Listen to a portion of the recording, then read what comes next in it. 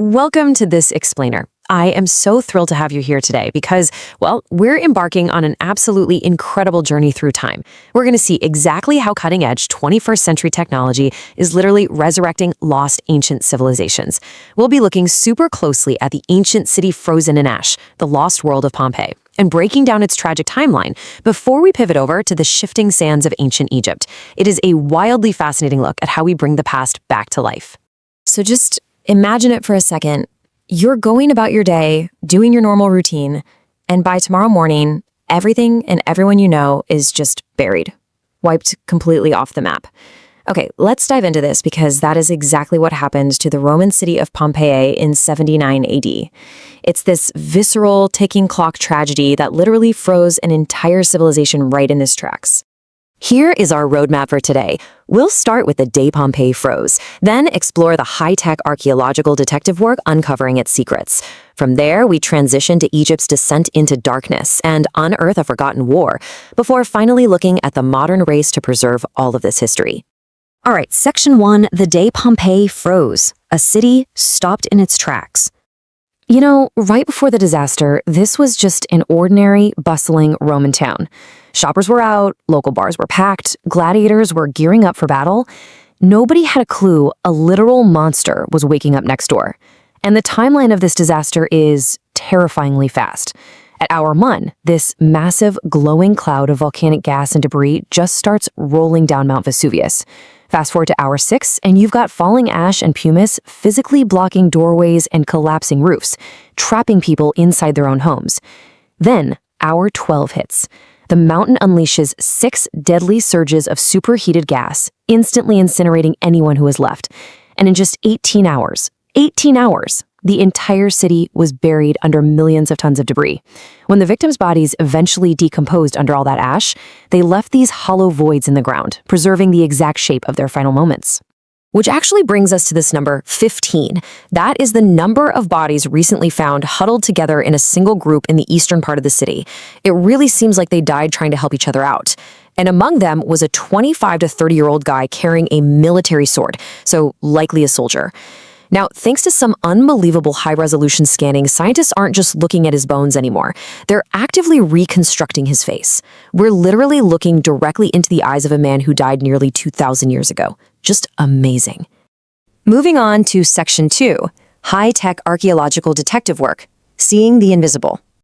Now, what's really interesting about this is how completely we are changing the way we uncover the past.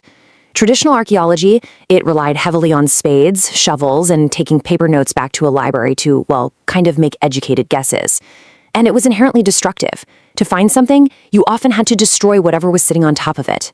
Today, though, experts are out there using iPad-based LiDAR, 3D mapping, and non-invasive sensors right in the trenches. Actually, architect Raphael Martinelli and his team are currently building a permanent millimeter-accurate 3D digital model of the entire 66-hectare site of Pompeii. It's essentially a flawless virtual backup of the city.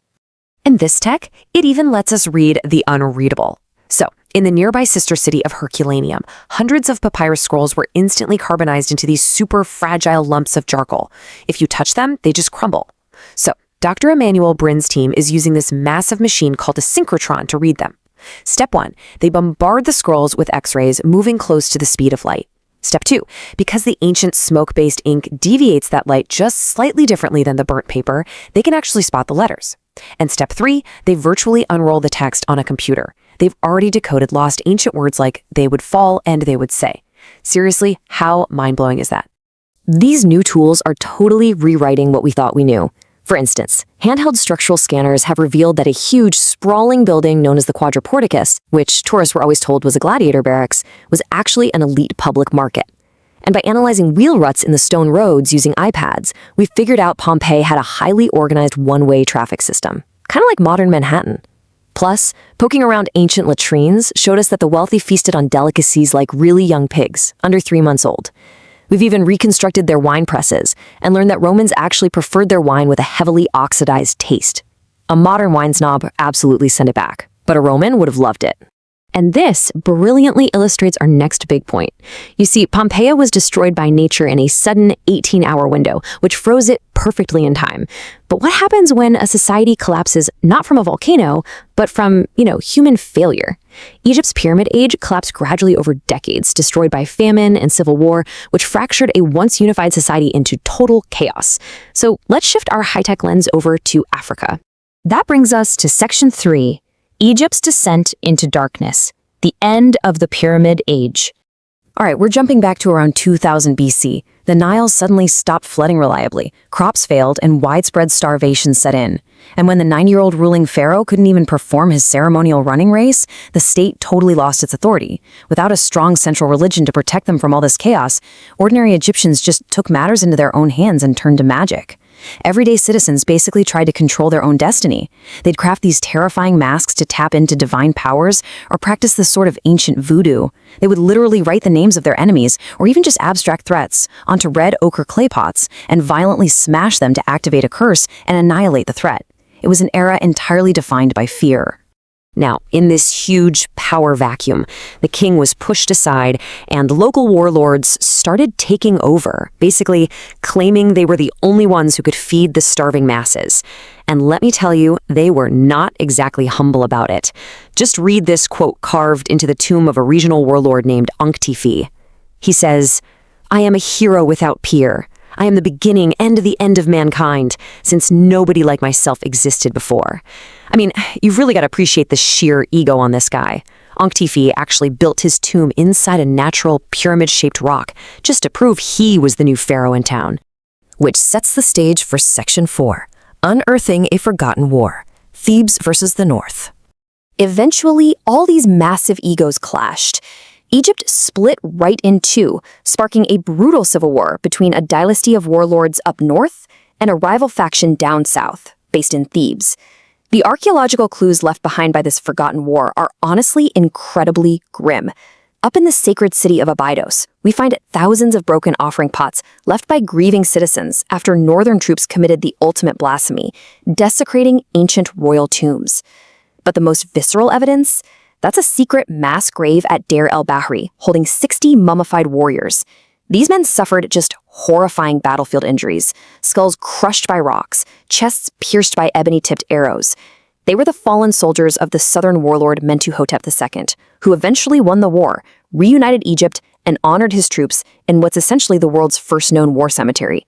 But, of course, peace doesn't last forever. Centuries later, a foreign group called the Hyksos invaded and occupied northern Egypt. And how did the Thebans finally decide to rise up and fight back? Over a wonderfully petty diplomatic insult. The Hyksos king, Apophis, sent a letter all the way south to Thebes complaining, "Expel the hippopotami from the lake. They do not allow me to sleep day or night, because their noise is in my ear." It was this direct, thinly veiled insult comparing the powerful women of Thebes to bellowing animals. And man, that was the final straw. The Thebans went to war. To win this war, the Thebans actually had to steal their enemy's ultimate weapon, the composite bow. This was absolute state-of-the-art military tech at the time. Step 1, you start with a short wooden core. Step 2, you glue animal horn to the inner curve, which creates this immensely powerful spring. And Step 3, you bind the outside with animal sinew and birch bark. This bow was smaller, faster, and hit so much harder than traditional wooden bows. By adopting this stolen technology, along with the horse and chariot, the Thebans violently pushed the Hyksos out of Egypt forever and launched the glorious golden age of the New Kingdom.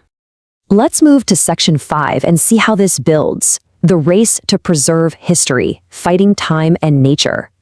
All of this incredible knowledge, from the ashes of Pompeii to the battlefields of Egypt, somehow survived for thousands of years. But today, it's facing a brand new threat, us, and the very nature around it. In Pompeii alone, 3 million tourists visit annually. They are quite literally wearing down the delicate ancient walls just by brushing against them. Add to that heavy rains causing climate-driven landslides that are actively crushing unexcavated areas of the city. And of course, there's the ever-present threat that Mount Vesuvius, one of the most dangerous volcanoes on Earth, could just erupt again at any moment. That's exactly why we're in this massive, urgent race against the clock. We're currently using Cosmos SkyMed satellites to monitor millimeter-level ground movements from space 24/7 and deploying high-tech lasers to gently clean delicate frescoes. We're fighting tooth and nail to preserve these physical time capsules before they disappear a second time. Which really leaves us with this final, provocative thought. We use all our modern technology to resurrect these lost worlds, right? To look at the wheel ruts, the half-eaten meals, the tragic final embraces. But if our modern cities were frozen in time tomorrow, what story would our ruins tell to the archaeologists of the future? Think about that the next time you look at the world around you.